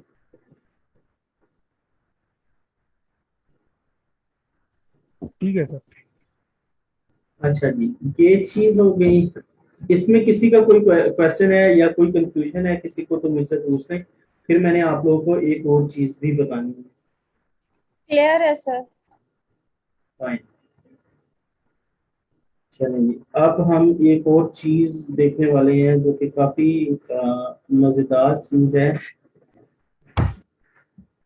आप लोगों ने कभी सुना होगा कि गूगल की कुछ APIs जो हैं वो हम अपनी साइट के ऊपर यूज करते हैं, या जो वेबसाइट के ओनर्स हैं उनको कैसे पता चलता है कि उनकी वेबसाइट के ऊपर कितनी ट्रैफिक आ रही है, कहाँ कहाँ से आ रही है, किस टाइम पे आ रही है। वो सारी रिपोर्ट्स जनरेट होकर आती हैं। तो सारी रिपोर्ट्स जनरेट होती हैं गूगल एनालिटिक्स में। सर ये API के बारे में जरा बताएं। जी क्या कह रहे हैं? सर API के बारे में जरा बताएं। API थर्ड पार्टी टूल्स होते हैं जिनको हम अपनी साइट पे इंटीग्रेट करते हैं। अच्छा जी, अब ये एनालिटिक्स बेसिकली क्या है? एनालिटिक्स गूगल की एक API है जिसको हम अपनी वेबसाइट के साथ जब अटैच करते हैं तो हमारी वेबसाइट की पूरी ट्रैफिक को ये जो है वो दिखा रही होती है, इसके ऊपर स्टोर हो रही होती है रिपोर्ट्स की फॉर्म में कि इस वेबसाइट के ऊपर करंटली कितने यूजर हैं, कितने यूजर्स ने व्यू किया है और किस किस टाइम पे कहाँ कहाँ से किस किस डिवाइस से यूजर्स आए हैं। अगर मैं आपको बताऊं किसी एक वेबसाइट का डाटा यहाँ से दिखा दूं, लेट्स सपोज मैं इस वेबसाइट का डाटा दिखाता हूँ आपको। ये कुछ साइट्स यहाँ पे हैं जिनको मैं मंथली बेस पे मैनेज कर रहा हूँ, उनमें से एक साइट आपको दिखा देता हूँ।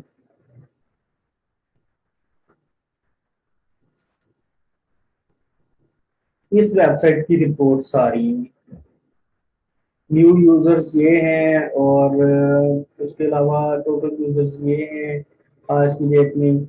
करंटली इसके 30 मिनट्स के अंदर कोई यूजर नहीं आया। कहाँ कहाँ से यूजर्स ने व्यू की है ये साइट। 30 डेज में 1.5 के लोगों ने साइट विजिट की है। ये इस डेट वाइज आ रही है कि कहाँ किस डेट को लोगों ने साइट विजिट की है। और यहाँ पे और भी अगर आप चाहें तो ये कंट्रीज भी आ रहे होते हैं कि किस किस कंट्री से लोगों ने हमारी साइट को देखा। तो सबसे ज्यादा विजिटर्स हैं वो यूनाइटेड स्टेट से आ रहे हैं, उसके बाद मैक्सिको से, फिर कोलंबिया से, फिर वेनेजुएला से, और इसी तरह से हमारे पास बाकी कंट्रीज की लिस्ट भी आ रही है। अच्छा जी, ऑर्गेनिक ट्रैफिक कितनी है, रेफरल के थ्रू कितनी आ रही है, वो सारी चीजें दिखाई जाती हैं इसमें। देन इसमें पेज व्यूज बताए जाते हैं कि कौन कौन से पेजेस के ऊपर ज्यादा व्यूज आए हैं। फर्ज करें मैं यहाँ पे ओपन करता हूँ जी,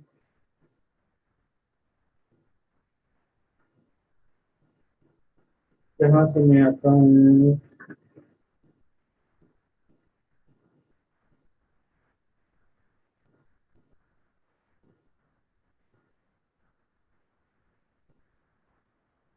मैंने आपको जो चीज दिखानी है ये एनालिटिक्स।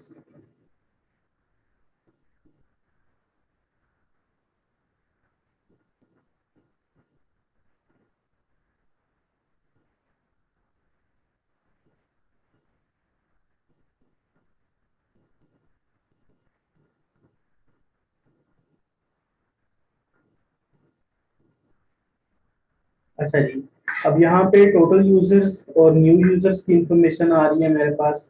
मैं इनको फिल्ट्रेशन करके भी दिखा सकता हूँ कि किस टाइम के हिसाब से भी मैं बता सकता हूँ कि किस दिन किस टाइम के ऊपर कौन से यूजर आए थे। ये लास्ट 28 डेज का डिस्प्ले है मेरे पास। मैं अपनी मर्जी से लास्ट 7 डेज का बता सकता हूँ, 30 डेज, 90 डेज, उस हिसाब से रिपोर्ट्स यहाँ पे जनरेट होगी।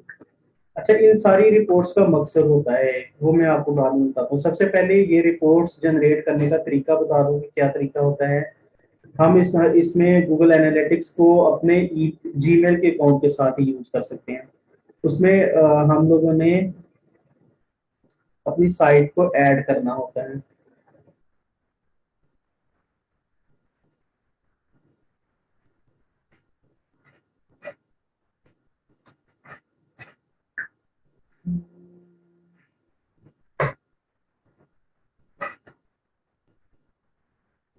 होम,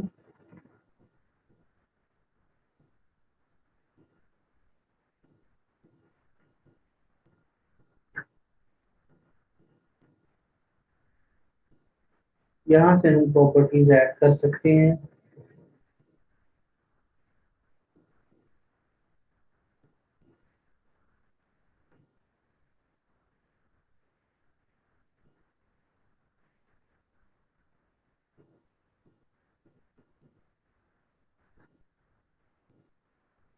इसमें मैक्सिमम प्रॉपर्टीज जो है वो पूरी हो चुकी हैं।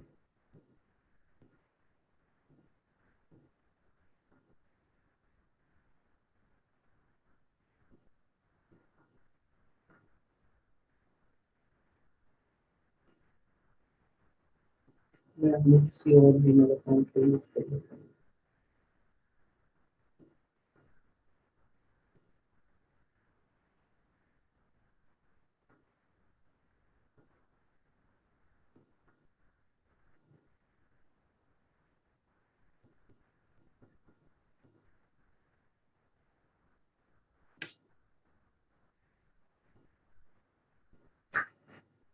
अच्छा जी,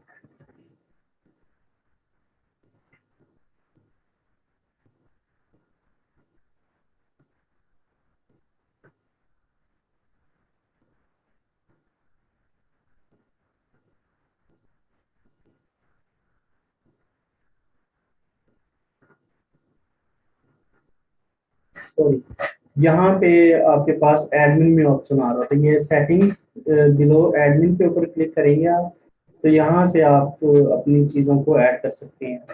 आप अकाउंट ऐड कर सकते हैं, आप प्रॉपर्टी ऐड कर सकते हैं, आप व्यू ऐड कर सकते हैं। तो मैं यहाँ पे अकाउंट ऐड करूंगा, क्रिएट न्यू अकाउंट। अच्छा, माय न्यू अकाउंट नेम क्या है जी? लेट्स सपोज मैं इसको कहता हूँ जी कॉन्कर।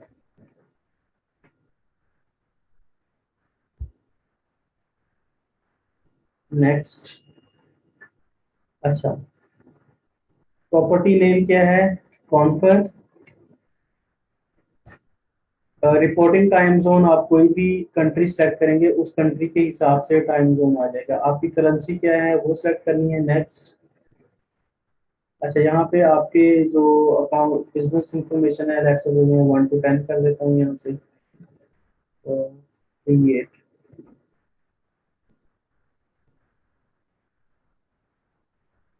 एग्री।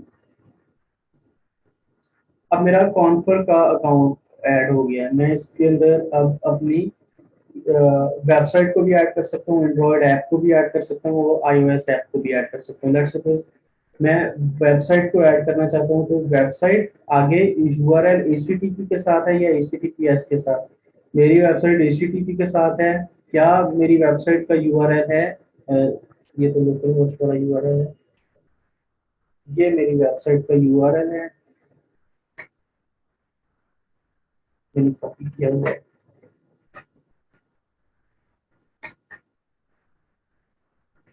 इस तरह से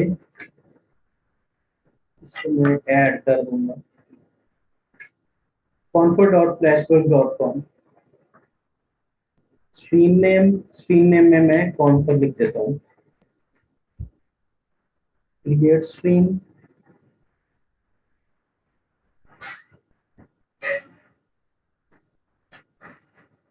अच्छा जी, अब आगे हमने इसको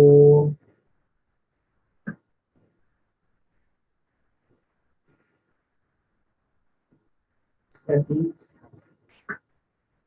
इसमें हमारे पास ऑप्शन है पेज व्यू, स्क्रॉल्स और ये सारी चीजें ऐड कर सकते हैं। फाइल डाउनलोड्स को भी ट्रैक कर सकते हैं। अच्छा, हमारे पास इसकी मेजरमेंट आईडी ये बनी है, ये वाली मेजरमेंट आईडी बनी है, ये इसकी स्ट्रीम आईडी बनी है। एक और चीज मैं आपको दिखाना चाहता हूँ,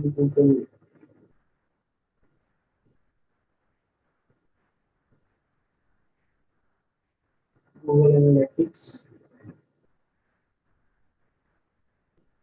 अच्छा, आपने जब गूगल एनालिटिक्स का ट्रैकिंग कोड जनरेट करना होता है तो आपको जाना होता है एडमिन के अंदर, ट्रैकिंग इन्फो और ट्रैकिंग कोड के ऊपर क्लिक करेंगे तो यहाँ से आपको ट्रैकिंग कोड मिल जाएगा।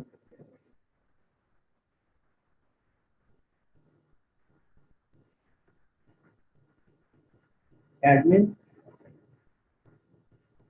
यहाँ से आपको ट्रैकिंग इंफॉर्मेशन, कहाँ पे है ट्रैकिंग इंफॉर्मेशन?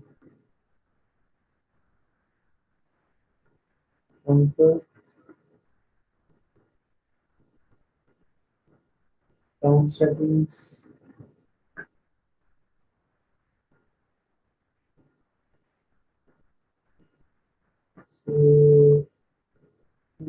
थोड़ा सा चेंज किया है अपना लेआउट। पहले यहाँ यहीं पे अकाउंट कोड जनरेट होकर दिखा देते थे। करें टैब ढूंढ देते हैं कहाँ पे है।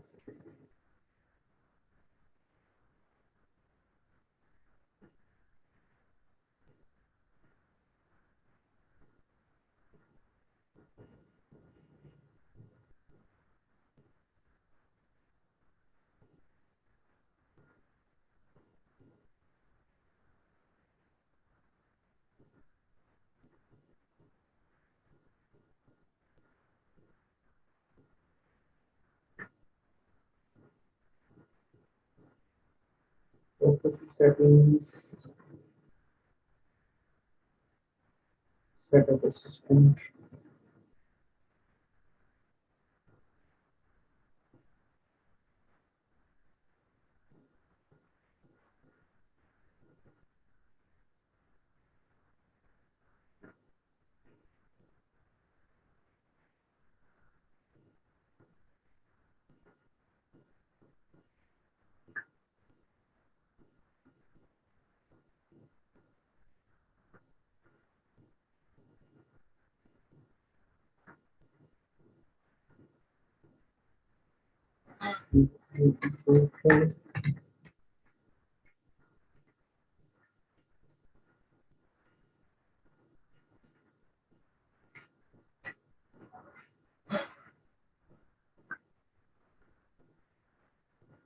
admin account from the menu account,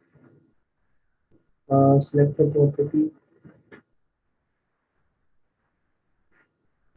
यही काम डाउन कर रहे हैं, हमने अकाउंट सेलेक्ट किया। अकाउंट के अंदर हमारे पास है जी ट्रैकिंग।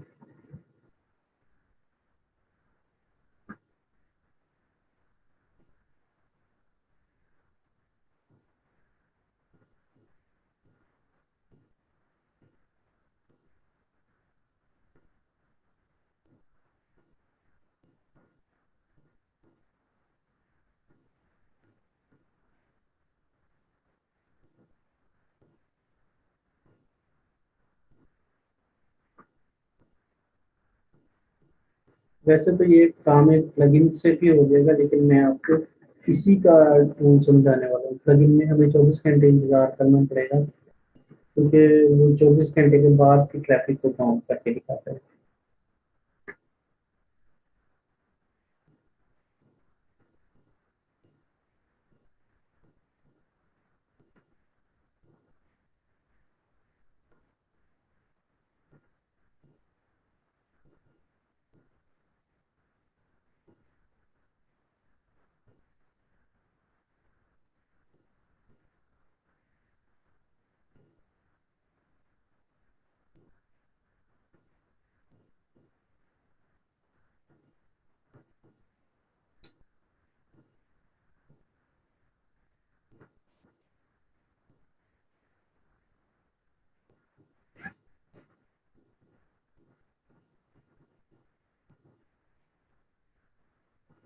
यहीं से कोड जनरेट होगा ऐसे।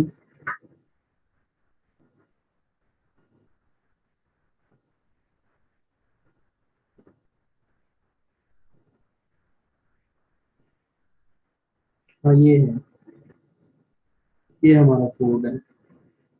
इसको कॉपी करना होता है आपने, और अपनी वेबसाइट में अब तो हमें पता है कि हमारे पास सी पैनल भी है। अगर कोई कोड में मसला आ गया तो हम उसको सी पैनल से फिक्स कर लेंगे। तो हमने इसको प्लेस करना होता है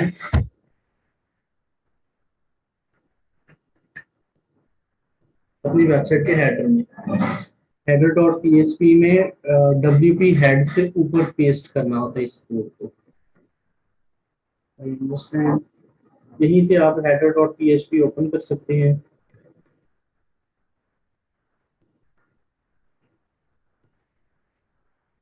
ये WP हेड से ऊपर मैंने इसको पेस्ट कर लिया। सबसे इम्पोर्टेंट इसमें आपकी ये आईडी होती है, ये वाली अपडेट।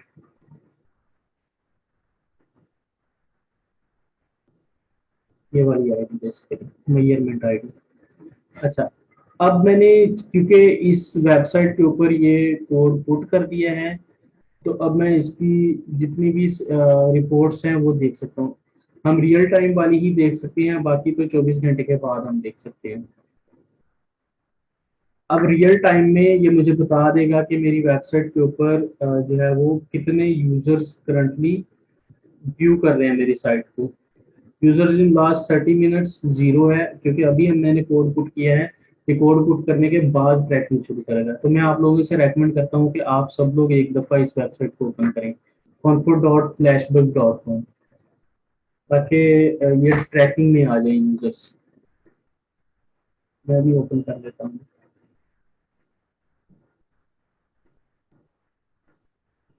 सर मैंने ओपन किया। ठीक है, ओपन करके थोड़ा सा इसके ऊपर एक्सप्लोर करें तो आप ट्रैकिंग में आ जाएंगे। इसके अलावा एक और टूल भी है क्रिस्प के नाम से।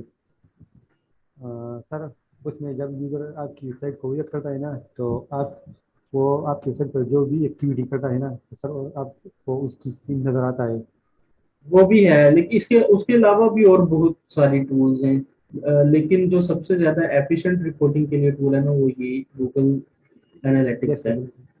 अच्छा ये देखें, क्योंकि एक तो ये गूगल की सर्विस है। अब ये देखें, ये मुझे बता रहा है कि लास्ट 30 मिनट में 4 लोगों ने मेरी वेबसाइट को विजिट किया। कहाँ से? रावलपिंडी से, इस्लामाबाद से। इस्लामाबाद से किसने ओपन किया? 2 यूजर्स ने इस्लामाबाद से ओपन किया है और सर किया।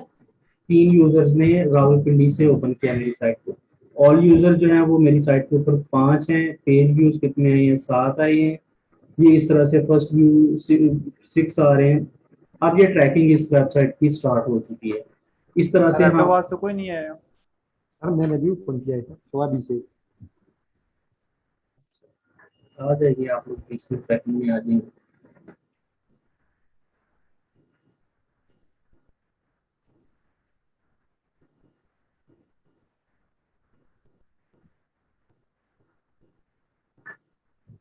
अभी सिर्फ इस्लामाबाद के ही दिखा रहा है 2 और रावलपिंडी के दिखा रहा है 3, बाकी नहीं है दिखा रहा। क्योंकि मैंने रिंग गया था से ओपन किया, उसमें वो भी नहीं दिखाया अभी।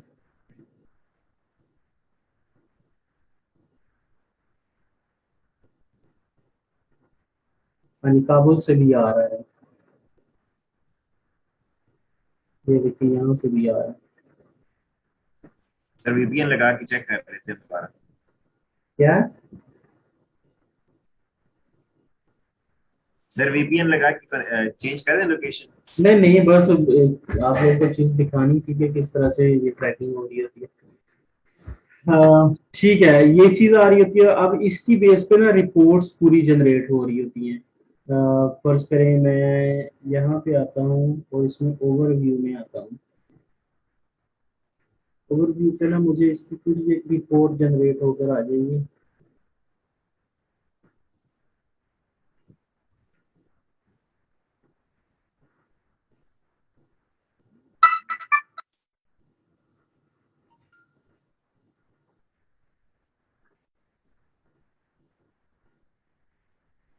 यहाँ से पेज कौन से व्यू हुए हैं, ये वाले व्यू हुए हैं। और यहाँ पे एक और अच्छा, अभी तो इसकी रिपोर्ट नहीं बनी ना, 24 घंटे के बाद इसकी रिपोर्ट बनेगी। तो मैं आपको कल एक और चीज दिखाऊंगा नेक्स्ट लेक्चर में ना, एक और चीज दिखाऊंगा कि देखिए दूसरी साइट को ओपन करके दिखा देता हूँ। ये तो हमारी साइट की ट्रैकिंग शुरू हो गई है। इसमें आप लोगों का पर्सनल डाटा ट्रैक नहीं हो रहा होता, सिर्फ ये ट्रैक हो रहा होता है कि डिवाइस कौन सी है, ब्राउजर कौन सा है और लोकेशन क्या है यूजर की जो विजिट कर रहा है।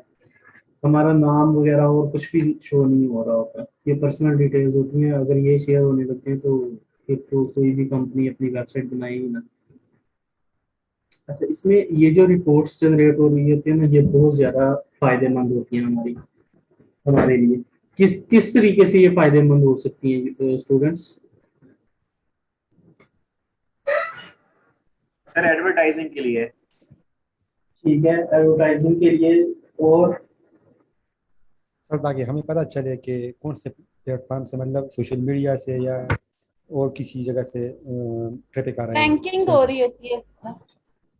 ठीक है, अच्छा एक तो इनका यूजफुल इसलिए ये यूजफुल होती हैं कि हमें पता चल जाता है कि सबसे ज्यादा ट्रैफिक हमारी कहाँ से आ रही है।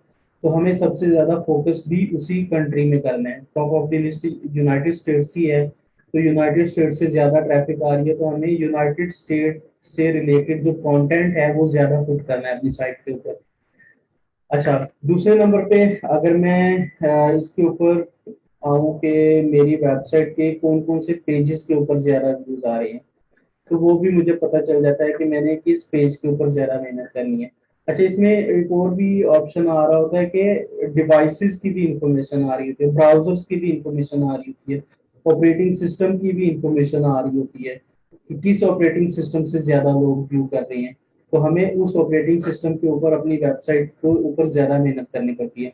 अगर तो हमारी साइट के ऊपर व्यूज ज्यादा मोबाइल के थ्रू, मोबाइल से आ रहे हैं, तो मोबाइल साइट के ऊपर हमें ज्यादा काम करना होता है।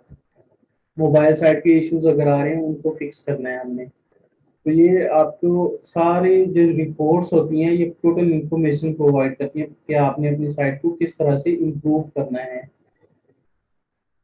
और अगर हम ज़्यादा पैसे इस चीज़ पे खर्च कर रहे हैं कि हमने यूके की ट्रैफिक लेके आनी है, लेकिन हमारी साइट के ऊपर ट्रैफिक ज़्यादा यूएसए से आ रही है, तो ये हमारे लिए थिंकिंग पॉइंट होगा कि हम जिस एजेंसी को पैसे दे रहे हैं वो एजेंसी अपना काम सही नहीं कर रही, कि वो यूएसए से ट्रैफिक ज़्यादा आ रही है, यूके से तो ट्रैफिक आ ही नहीं रही। तो बिजनेस ओनर्स के लिए ये भी एक इंफॉर्मेशन उनके लिए यूजफुल होती है। वो चेक करते रहते हैं कि हमारा जो पैसा है वो सही जगह पे लग भी रहा है या नहीं, क्योंकि ये एसईओ एक ऐसी चीज होती है जिसमें 3-4 महीने के बाद एक्चुअल रिजल्ट्स की इंफॉर्मेशन यूजर को दी जाती है या ऑनर को दी जाती है। तो इस तरह से ऑनर जो है वो टाइम बाय टाइम ट्रैकिंग कर सकता है अपनी वेबसाइट की कि वो सही डायरेक्शन में जा रही है या नहीं जा रही। इसके अलावा गूगल एनालिटिक्स में और बहुत ज़्यादा टूल्स अवेलेबल हैं जो कि आप यूज़ कर सकते हैं, जिनमें ये ऑडियंस के ऊपर अगर आप आए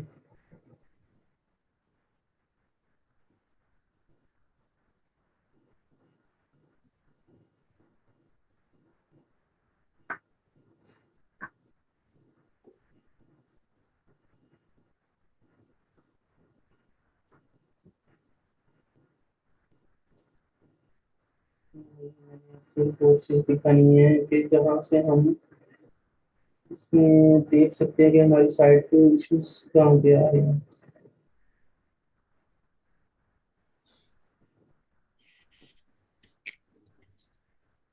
यहाँ पे टेक्निकल डिटेल्स के अंदर हम देखते हैं,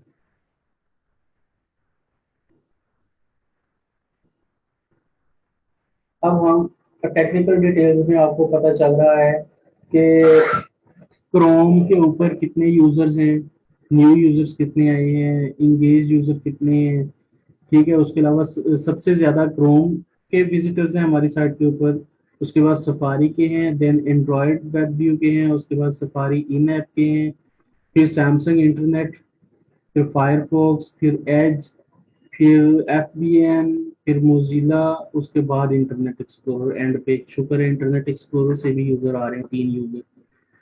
तो ये इस तरह से हमें पता चल जाता है कि हमारी साइट वेल परफॉर्मिंग किन ब्राउजर्स के ऊपर होनी चाहिए। सबसे लीस्ट प्रायोरिटी के ऊपर हमारा इंटरनेट एक्सप्लोरर होगा, क्योंकि इससे बहुत कम यूजर्स आ रहे हैं, तो हमें इन ब्राउजर्स के ऊपर ज्यादा मेहनत करनी है। अच्छा जी,